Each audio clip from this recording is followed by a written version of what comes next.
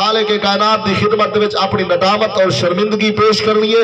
یا اللہ میں گناہگاراں سب کنے پہلے میرے گناہ کو بخش، اون دے بعد جڑے ویلے خالق کائنات میرے گناہ کو جب بخشے سی تو ول جڑے ویلے گناہ بخشیج وجن وال اونلے بندہ گناہ کرے پاک تھی وجے صاف تھی وجے نیک لوگے دی دعا اللہ ویسے قبول کرے دے. اس واسطے آکے کہ ربنا اغفر لنا، ایویں ہی 13ویں سپارے دے بھی یہ گال ربنا اغفر لی ولی والدیا، پہلے اپنے واسطے بخشش دی دعا منگی گئی ہے. کہیں بے واسطے دعا منگن کرے پہلے لازم ہے جو بندہ اپنے گناہ دی بخشش کراوے، اپنے گناہ معاف کراوے، اون دے بعد بندہ کہیں بے واسطے دعا منگے. اس واسطے کہ بندے اپنی اصلاح کیتی نہ ہوئے تے ٹر پوے دوجے دی اصلاح والے پاسے.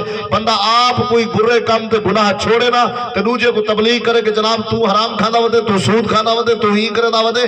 سابقہ پہلے بندہ اپنے کرے بار جھاتی پا کے اپنے اندر کو صاف چکرے اور اپنے اندر اپنے دل دی کوٹھی دے سونے محمد دی شریعت دا دیوا چبالے.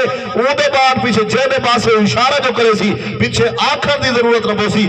اگر مرشد پیر سیوان لجپال ہوئے پیچھے انگل دا اشارہ جو کرے کہ ایکو کلمہ میں پڑھے، ایکو کلمہ میں پڑھے، اون دی انگلی دا اشارہ جو تھی راوے دے اللہ خالق کائنات کافر کوئی کلمہ زبان محمد مصطفیٰ دا عطا کرے.